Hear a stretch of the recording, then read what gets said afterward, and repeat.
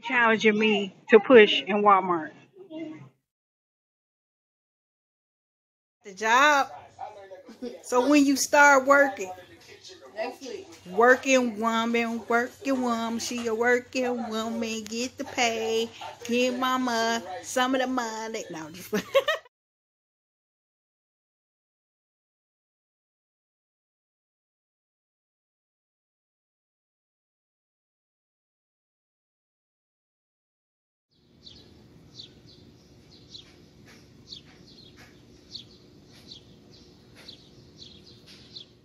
am, am, am. I'm happy. I'm happy. Yeah. I'm happy. Yep. Whoa.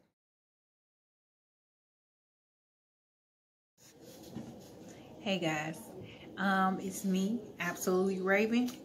Thank you for tuning into my channel. Thank you for watching my videos, and thank you for understanding me doing my reviews, because I really do love this show, and I want to jump right into it. I don't want to keep you in suspense, because this is a touching topic. It gave me chills, and it made me feel as watching this like I wanted to take a break from doing this and actually gather myself, because it brought back like triggering memories, and it was really deep, guys. So if you guys watched this show, you know what happened, and if you didn't, let me recap for you. Let me explain. We start off with clips of Charmaine's mom, seeing like images of her, and you know, the backstory on different seasons where she came in, and how much, you know, she was loved in the shop with everyone. And it just tells how much of a good person she was, and that's all you can ask for in life. Like, honestly, a lot of times people can, you know, go for money, fame.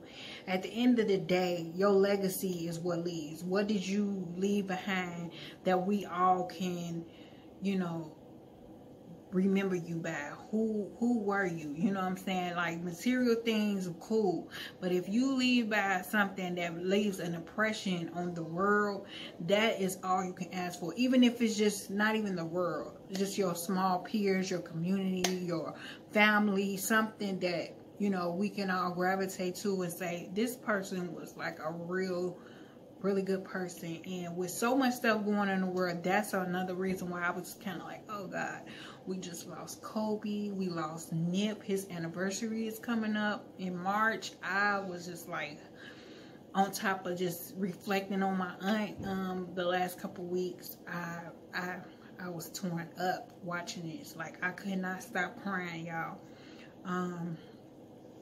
So it was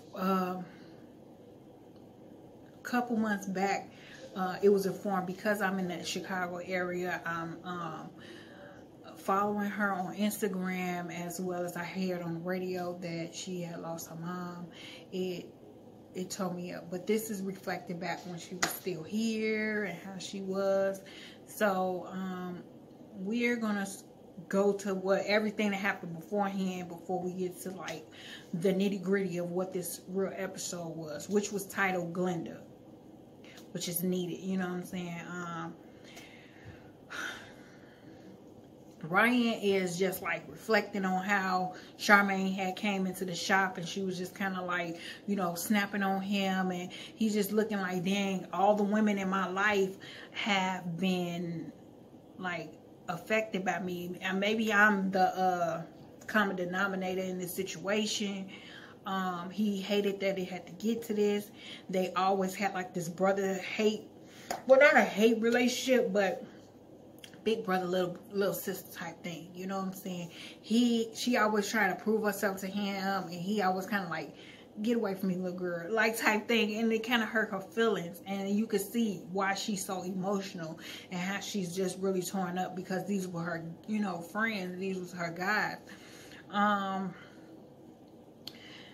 So he just kind of self-evaluating all the women that he had in his life. He just kind of like, dang, you know what I'm saying? Like, it's got to be something connected with me and women. Why is me and the women in my life, whether it's my mom, my sister, my, I guess, and he's kind of like going back to how everybody knows this headline where his sister, who was known to be dating a famous football player. Let me not mess the story up. But she was, they whole story was like on Lifetime. I think it was on one of those like investigation shows. But some ex-boyfriend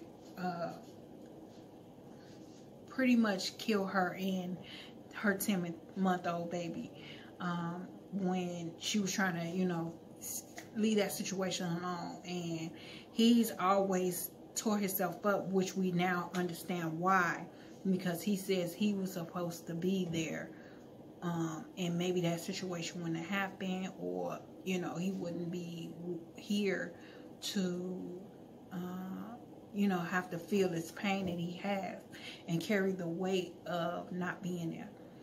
So he just kind of like, you know, chalk it up like, hopefully maybe it'll get better, maybe they'll get it back to a better understanding then, or whatever. But he then gets unexpected guest, which was Bella.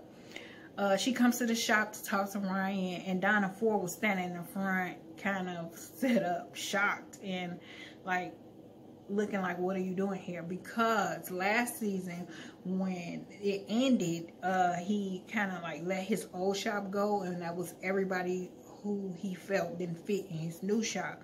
She was just one of the small casualties to be in it, but it's just because of her attitude, her temperament, and whatever like that. So she basically came back to ask Ryan to talk to him about getting her job back. She's saying that, you know, she's a single mother, she's on her own, she's been working temp jobs, she's been here and there, it's just not working out for her. She wants to get back in the shop, she wants to get her job back, she's willing to, you know, work. And he just kind of like, it's not gonna fit, you know. I left all you guys alone. You know, I'm sorry for you. I hate that I had to do this. And I was so happy, like, Ryan, please don't take this girl back. Because yes, I was a single mom for a long time. Now I'm not, but I do have 4 kids, so it's still kind of like struggle. It's a struggle still, but at the same time, like, that's no excuse, girl. You just want to get back on this show and show your butt. Like, take what you got from this show and the little clout you have and make that work, and you know, elevate yourself and grab onto a hustle. And I mean, it sounds so easy for me as a commentator to just sit here and judge you, but no, I'm for real. Like, keep pushing, keep putting yourself out there, keep grinding. One door closed, there'll be 2 more openings. So you just gotta keep, and even if they don't open, if that door is locked, girl, you better go ahead and get you some a hammer, a nail, some wood, some scissors, some saws. Listen, you know I'm not no carpenter, but you better build your own door and open that sucker for yourself. You understand me? So he basically tells her, you know, let her down easy. Like, no, I feel for you. I love your baby. I love the fact that I understand. I would never want to do that to a single mother, but that is not the only reason why I cannot just have you in here. You know, I had to let go of all of that. And she was just like a assistant or something like that. And she was just kind of hurt. Like, I was here, you know. She understood. She was just like, if anything, I understand. But the way she left, she was kicking over tables. I remember she was throwing drinks and threw the cake on the floor. It was just like crazy. So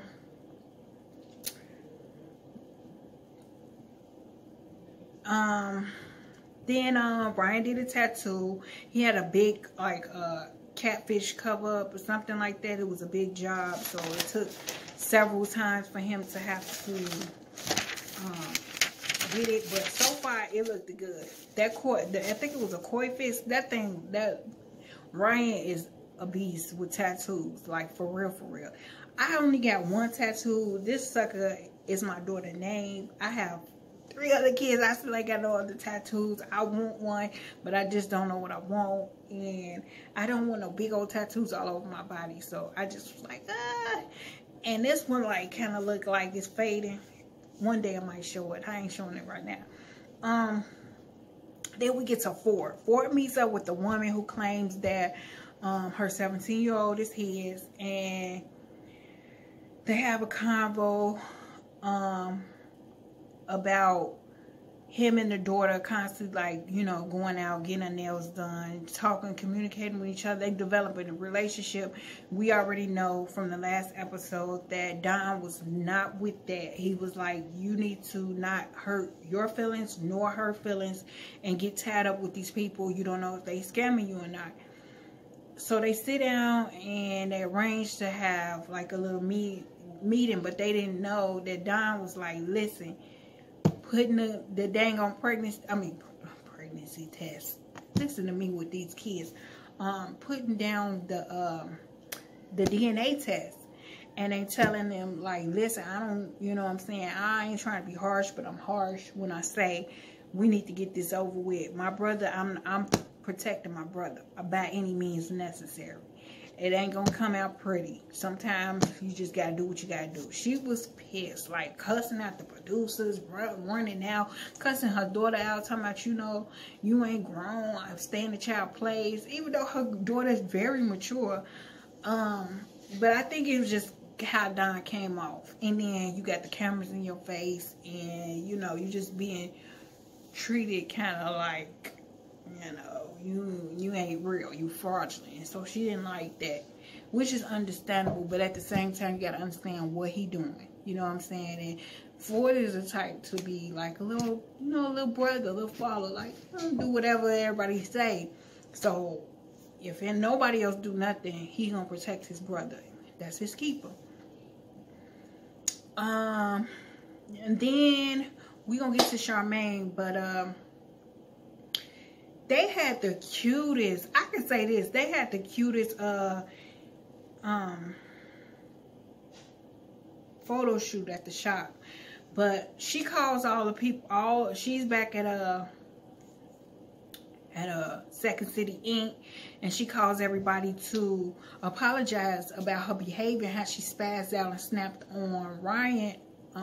She snapped on Ryan, told him how she snapped on him. She wasn't cool with that, but she had to do what she had to do because she was like, listen, I'm protecting my people and my shop. Like, this is my shop.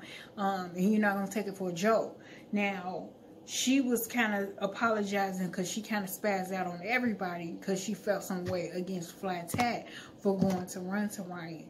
So she goes to tell, you know, I'm saying, I'm sorry. Maybe it's my hormones or something like that, but she just felt a little, and then Flat Tat felt guilty, and he was just kind of like, you know, I feel wrong because I didn't want to put them in that predicament. I didn't know how deep it was between them.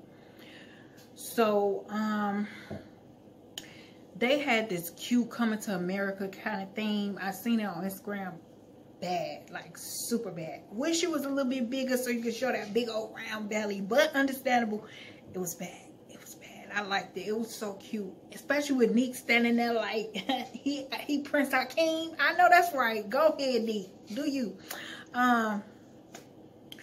So we get to the sad part, okay? We just gonna go ahead and pull the band-aid off. Charmaine is sitting on the couch and she's on 2 of her phones. She's on one phone with her dad and she's calling her fiance Neek, well, husband Neek. So she's finding out that her mom has been admitted to the hospital. She's having complications. She's already had like heart issues. I've always heard her say in the show, like, you, not my heart, Charmaine, calm down. You hurt my heart. Because, you know, Charmaine is wild. But she's not, she's crying, she's shaking. We know she like 4 or 5 months pregnant at the time. And we're finding out that her mom is like seriously being revived as we're watching. And so she's like kind of like trying to be calm, But she's like freaking out, and she's calling her dad. He's not answering. She's calling Nick, and Nick is just like, calm down. What's going on? I can't believe it. You know what I'm saying? Let me know. Keep me informed. And then she called. Finally get a hold to her dad. And her dad sounds like, you know, from what I seen her dad, he's like one of those manly men. He's real calm. He's one of those laid back, kind of cool, you know, cool dads. So, he just was like, the doctors was trying to work on her, and she was under too long. She was already having heart problems, and that she passed away. When I tell you how I dropped everything, I had to pause. I had to take the phone and just turn it away for a second and collect myself. I am not trying to cry right now, but this hurt me, like, for real, because I knew this wasn't fake. I knew that this was like really real emotions, and she got up, you know, she was just kind of like, what, like shocked. But when she got up off that couch and went into the next room away from the cameras, and the cameraman said, I'm so sorry for your loss, she screamed. The little person in me screamed, because I lost my aunt, like, you know what I'm saying? And whew, hold it together, right? So it was just so terrible to see how she was, and how she was just so emotional and vulnerable, and all you wanted to do was wrap your arms around her and tell her that, you know, everything's gonna be okay, even though, you know, it's not okay right now. But Neek was not there, and that was the sad part too. She's pregnant. She's home alone. She's Neek was out of town, trying to get back to the house, and so she was like freaking out. You don't want her to go, because, you know, she can stress herself out, which puts strains on the baby. So she calls Ryan, and we find out Ryan, which we knew like a couple seasons back, Ryan and her mom had a separate relationship, close, like she had with, you know, almost like that was her son, you know. And she would just, you know, reach out, send him messages and stuff. And she told him, like, you know, she wanted them to get back together, get back being cool with each other. She knew that how much friends and family meant. So Ryan came running, like about to bust the door down. I'm like, yes, Ryan, go ahead, just do it, go ahead, grab her, hold her tight. Like, it was just so, like, it was beautiful. Because you know, like, the relationship, how strong they have of a brother-sister type relationship meant the most. Donnie Ford tried to come, but she wasn't ready. And especially with the situation being as it was, that wasn't the time for her to try to make up with them, because she felt really upset about the situation with Van, where they made this whole accusation up of her messing around with Van, even though she was in a full relationship and knew that she was getting ready to get, you know, engaged. She knew it soon, and that could have just destroyed her, when it was just totally a lie, and it was just some stuff people made up just as a rumor. Ryan rubbed her belly. He saw her pregnant, like, for real, for the first time, and tried to, you know, keep her calm. And they said no matter what they were going through, this was bigger than, greater than that. You know, he knew he had to be there for her. That was her mom, her best friend. Nick and Danielle, they finally get there, and they're there with their aunt, and they're just kind of consoling her. And basically, that was pretty much in, you know, Charmaine seen Nick, and she hugged him, and, you know, he confronted her and made her feel better. And she just told him, like, Nick, we just gotta go down south and be there for my dad. Like, we have to be there for my daddy because he's hurting right now. So, I mean, that just, it was beautiful. It was sad, but dang, that took me out. I thought this was going to be a short video because it wasn't that much. It was more impactful with the moment, though. So, thank y'all guys for watching. I'm going to get off of here before I start bawling. Please like, comment, and subscribe. I would love to hear y'all input on what's going on, if y'all watched it, and you know, any stories you have, maybe of somebody you might have experienced this type of situation. Let me get out of here, y'all, and get to these kids. Y'all have a good one. I appreciate y'all. Y'all be beautiful, because y'all beautiful people. Love y'all. Bye.